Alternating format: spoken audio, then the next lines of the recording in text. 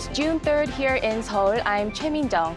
We begin with these stories making the headlines at this hour, starting with the upcoming South Korea-Africa summit. President Yoon Suk-yeol met with leaders of Tanzania and Ethiopia ahead of the Korea-Africa summit set for Tuesday.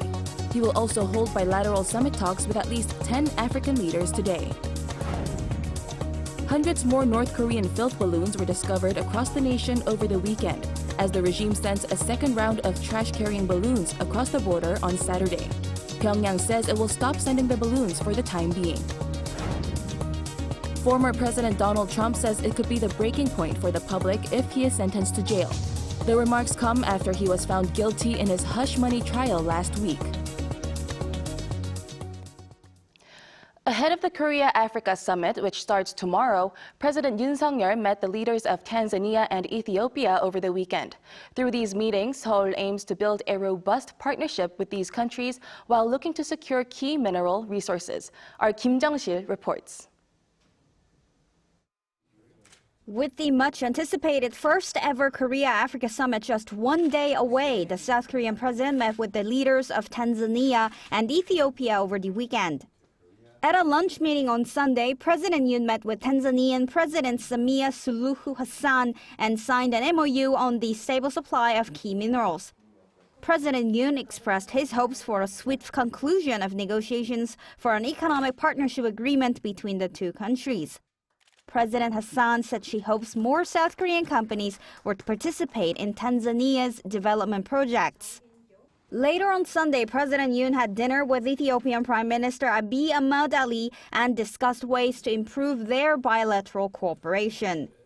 President Yoon expressed his hopes that more South Korean companies would enter the Ethiopian market and contribute to its economic development. Prime Minister Abiy expressed his expectation that the bilateral cooperation would expand to various fields, including mineral development and the defense industry. The Ethiopian and Tanzanian leaders also agreed to enforce sanctions against North Korea as its nuclear and missile development violates UN Security Council resolutions.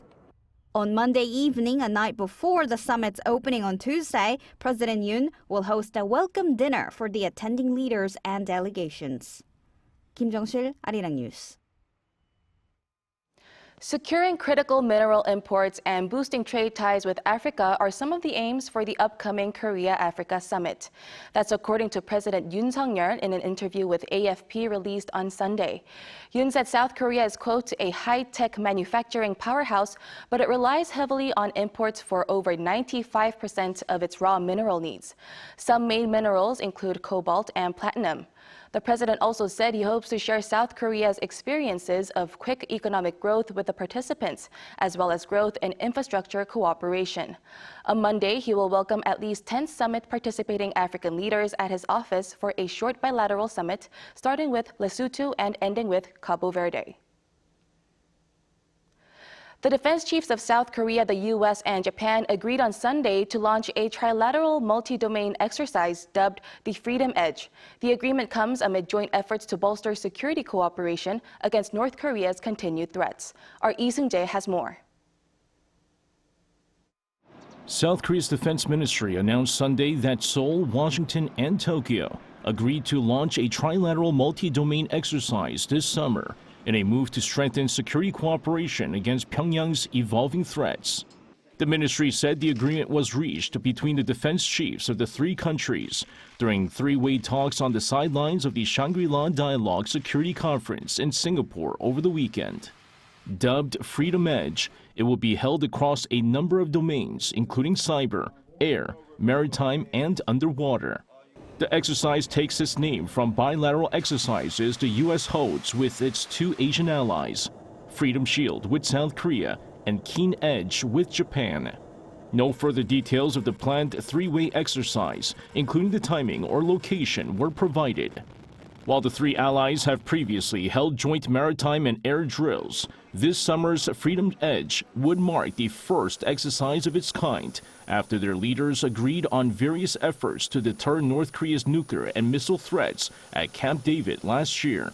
During the three-way talks between the defense chiefs over the weekend, they agreed to come up with a framework document for trilateral security cooperation efforts by the end of this year, while also agreeing to optimize their system to share North Korean missile warning data in real time. The announcement from the ministry also comes amid North Korea's recent provocations, including several short-range ballistic missiles being launched last week, as well as the sending of hundreds of balloons carrying trash and other waste. 이승재, Arirang News. A former American diplomat says redeploying tactical nuclear weapons to South Korea will not help enhance its security.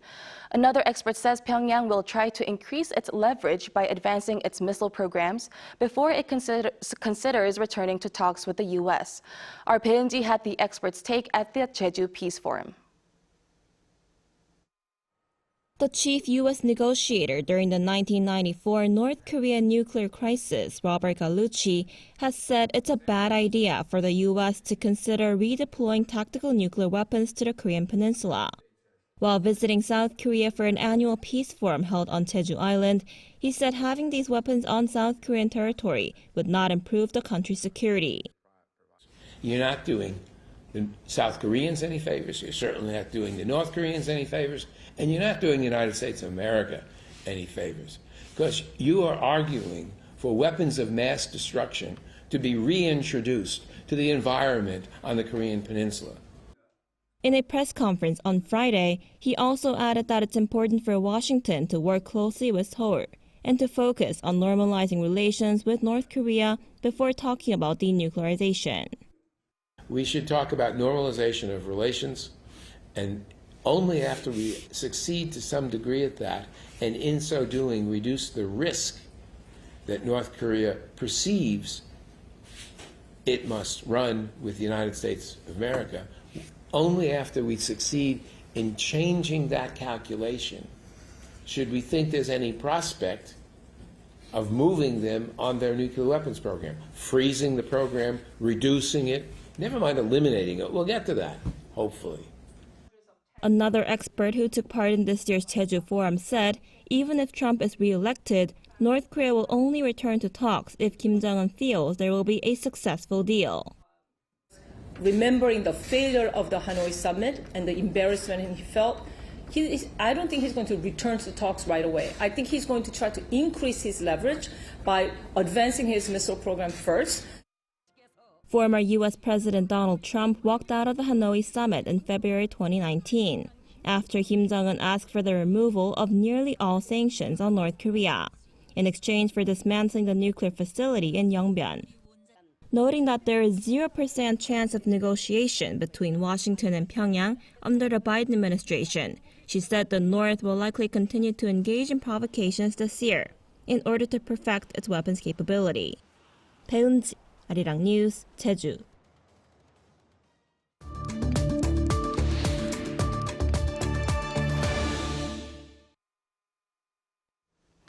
Seoul is ready to take unbearable measures against North Korea's dispatch of waste-carrying balloons to the south, which include resuming blasting anti-Pyongyang messages across the inter-Korean border. On Sunday, National Security Advisor Jang Ho-jin warned Pyongyang to cease provocative actions such as launching balloons carrying waste and disrupting South Korea's satellite navigation system. This came after Pyongyang sent 600 balloons carrying cigarette butts, paper, and plastic bags to the south over the weekend, on top of around 260 balloons carrying waste and excrement sent earlier last week. Chang promised measures that the North would be unable to withstand, as well as the ramping up of the response if such actions are repeated. A senior presidential official said the South will not rule out reactivating loudspeaker campaigns that broadcast anti-Pyongyang messages. They have been suspended since 2018 as part of an inter-Korean military agreement to defuse tensions along the border. Now, continuing with some rather filthy news here on the Korean Peninsula. A total of more than 900 waste-carrying balloons were found across the country over the past couple of days. North Korea claimed it sent over 3,500 balloons carrying 15 tons worth of filth between Tuesday night and Sunday morning. The regime's vice defense minister said the deliveries would stop temporarily, but would resume should South Korea send anti-Pyongyang leaflets. For more on this, we are joined by Dr. Mark Berry this morning. Welcome. Good morning. Happy to be with you. A pleasure. The launches are part of the North's latest series of provocations. What is the North intending to demonstrate with these balloons? Simply, why are they doing this? Well, overtly, the ROK balloon launches have resumed, and North Korea is protesting what was once considered a protected freedom of expression in South Korea, but no longer prohibited.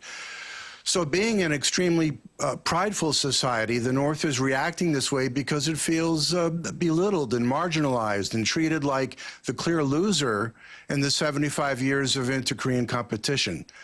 And so it feels its very legitimacy is being questioned like never before. And in the absence of inter-Korean communication, they lash out with these so-called trash balloons. Now, more specifically, the North is also trying to insult the South Koreans just before the commencement of the Africa Summit, but it stopped the balloon launches before most of the leaders arrived. So I think it was a deliberate timing. Right, and there are concerns that this balloon war could escalate into a military conflict between the two Koreas. What's your take on this? Well, I think balloon war, whatever you want to call it, between the two Koreas is very risky because Hamas used incendiary balloons against Israel for years, and look where that conflict is now. Anything flown over either country's sovereign airspace is in fact provocative and likely a violation of the 1954 armistice. In fact, just today, Hezbollah sent explosive-laden drones to the Golan Heights in northern Israel in order to start forest fires. Fortunately, they put the fires out. So North Korea watches intently how others conduct low-intensity conflict, and you never know what they may try to adopt down the road. Right, and South Korea has already warned the North to stop its, quote, low-grade actions. But how should South Korea respond to such actions in the future? I mean, the country appears to be considering a plan to resume propaganda campaigns using loudspeakers against North Korea. Do you think this is a good idea? I think it's a bad idea, but I do think the loudspeakers is the next option because South Korea doesn't really want to commence the balloon launches or encourage the NGOs to do so anymore. The tragedy is that North Korean civilians, if South Koreans fly balloons over the DMZ, they risk arrest or worse if they pick up any South Korean balloons. And given that balloon launches are really a function of ROK domestic politics, frankly, there are better ways to get information into the North. But if loudspeakers are again erected, the North will unpack their own loudspeakers overnight, and it may not stop there, but it will become a vicious cycle until South Korean islands near the northern limit line undergo artillery practice, so to speak, from the North, and you then risk deadly miscalculation. Right, and on top of these, sending these filth-carrying balloons, North Korea also fired ballistic missiles last week following its failed satellite launch attempt. What do you believe are the underlying reasons for such continued provocative behavior? Well, the North, they launched 18 what they call super large multiple rocket launchers at once. But if you watch the videos, such as the quick clips that you showed in your B-rolls, you'll notice that some of them start to veer off course. And that means some of them likely landed far off target. Now, the North wants the world to think that they possess reliable weapons. But in Iran's April 13th attack on Israel, with over 200 drones, cruise missiles, and ballistic missiles, it revealed that many failed to reach their targets or veered wildly off course. So if Israel, the U.S., and the UK hadn't intercepted those missiles headed for Israel, open warfare could have broken out between Israel and Iran. So essentially, the North is trying to show through these missile tests that they are not a weaker military power to the South. It fits their own dynamic, even if the rest of the world thinks that this is something completely weird and strange. Right, and now North Korea has also been accused of strengthening its military cooperation with Russia. Which direction are the Pyongyang-Moscow ties heading following the failed satellite launch attempt? Well, President Putin is expected to visit North Korea and I believe possibly Vietnam as soon as he completes the reorganization of his Ministry of Defense and General Staff. His main objective is to win the war in Ukraine or negotiate a settlement from a position of strength. I believe his sole purpose in improving relations with North Korea is to get as much surplus artillery shells and modern missiles as he can. And what Putin gives Kim in return is frankly relatively minor. And though he sent Russian satellite engineers to help the North, it wasn't enough to make the North's third satellite launch attempt a success. So I think Putin will discard his relationship with Kim the moment he no longer needs him, and then Kim will feel abandoned with China breathing down his neck, trying to coax North Korea more in a direction that is beneficial to China. Right, and just one last question before we let you go. Shifting to China, Pyongyang and Beijing's relations have become strained following the inclusion of references to the denuclearization in the recent ROK Japan-China joint statement. Now, what's next for North Korea's relations with China? Well, as much as people have said that the trilateral summit held last weekend in Seoul, that the North made cast an aspersion on China by sort of signing off to the phrase of denuclearization, the reality is that it's the 75th anniversary of Sino-DPRK ties. And I believe by October, Kim Jong-un will have to make an obligatory trip to Beijing and pay his courtesies and respects to President Xi. It's something that he can't avoid. So in the end, that's why I say, once President Putin decides to forego North Korea, having shared an 880-mile border with China, North Korea will have to deal with Beijing. So that's why the slim hope of any normalization with the United States or any normalization between North Korea and Japan is very important to Kim to offset what will inevitably be enormous pressure coming from China. And right now, the relationship with Putin is just a brief respite. Right, Dr. Berry, thank you so much for your insight today. We appreciate it. You're quite welcome. Thank you.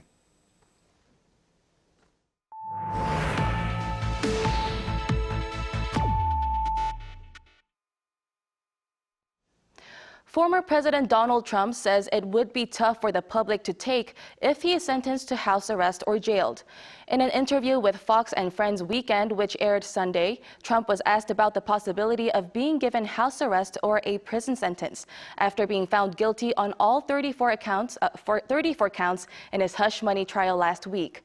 The former president acknowledged it could happen, but warned that it could be the breaking point for the public.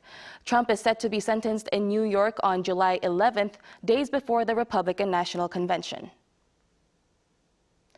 South Korea's new long-term plan for electricity supply has been unveiled amid growing demand for energy.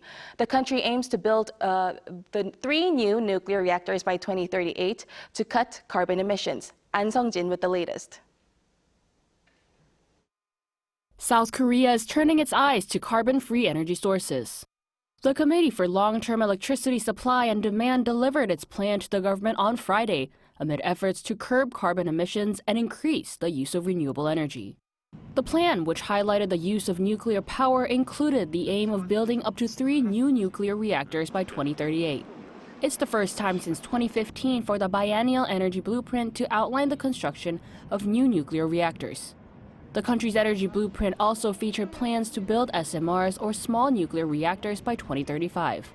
SMRs have a power output of up to 300 megawatts and take up much less space, only 1/3 of the space of a conventional nuclear power plant. This gives enhanced safety and greater flexibility in terms of possible installation sites. Being the world's 8th largest carbon emitter, South Korea is looking at SMRs as a viable alternative energy source to help the country cut carbon emissions. The country is also looking to triple its infrastructure for solar and wind energy by 2030. It aims to increase the share of renewable energy in its electricity sources from 40% in 2023 to 70% in 2038. Every 2 years, the government sets a new energy blueprint for the next 15 years. An Sung-jin, Arirang News.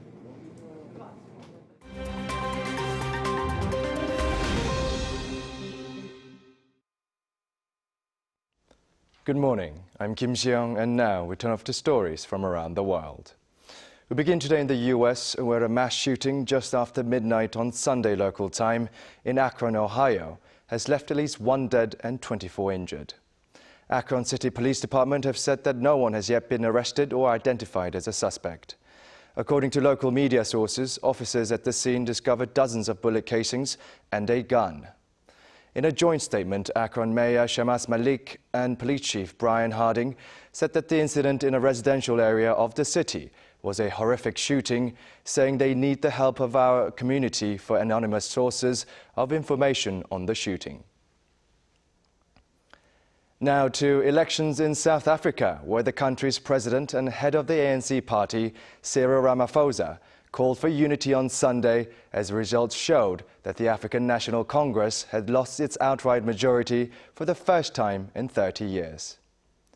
According to official results, the ANC won 159 seats in the 400-seat National Assembly, down from 230 seats. South Africa's second-largest party, the centre-right Democratic Alliance, maintained their position with 87 seats won. Former President Jacob Zuma's newly launched MK party came in third, picking up 58 seats. With under 50% of votes, the ANC now has 2 weeks to form a coalition government. The main opposition, Democratic Alliance Party, says it is open to a deal. Real Madrid has presented its Champions League trophy to thousands of fans in the Spanish capital Madrid after victory on Saturday. Los Blancos beat Borussia Dortmund by 2-0 to be crowned the best club team in Europe for the 15th time. Dani Carvajal and Vinicius Jr. were the scorers, with the latter becoming the first Brazilian player to score in 2 Champions League finals. Thousands of fans gathered at Cibeles Square on Sunday for the second time this season as Real Madrid celebrated its Champions League victory following May's La Liga success. Australia-born media tycoon Rupert Murdoch got married for the 5th time on Saturday. The 93-year-old tied the knot with his new wife, 67-year-old Elena Zhukova, a retired Russian biologist, in a ceremony at his Californian vineyard. Murdoch is known for his media empire News Corporation, which owns Fox News, The Wall Street Journal, The Sun and The Times.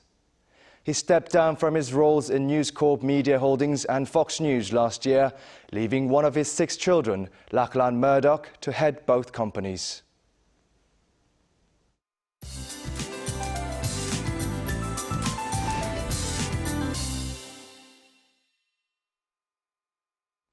Good morning. Those of us in the West need to brace for a scorcher. Temperatures will go up a couple of degrees higher than Sunday, hovering in the upper 20s, while the East Coast will have another breezy day with easterly winds.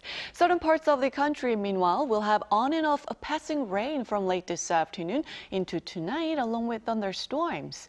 Gwangju and Jeollanam-do, west of Gyeongsang-namdo province, could see 5 to 30 millimeters of rainfall, but the rest of the country will be under sunny skies all day. So strong UV rays for most places this afternoon with a high of 28 degrees here in the capital.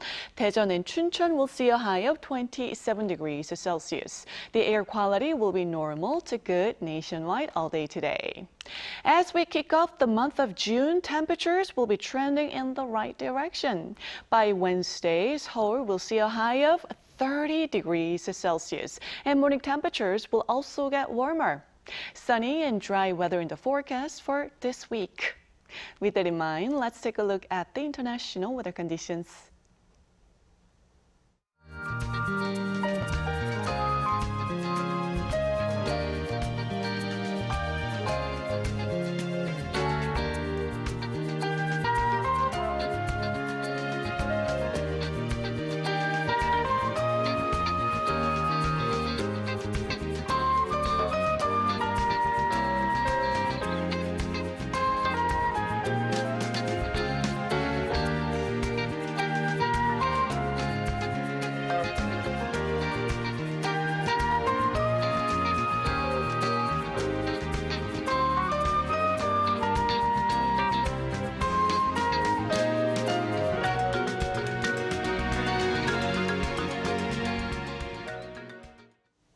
We thank you for watching New Day at Arirang. We'll be back tomorrow at the same time, 9 a.m. Korea time.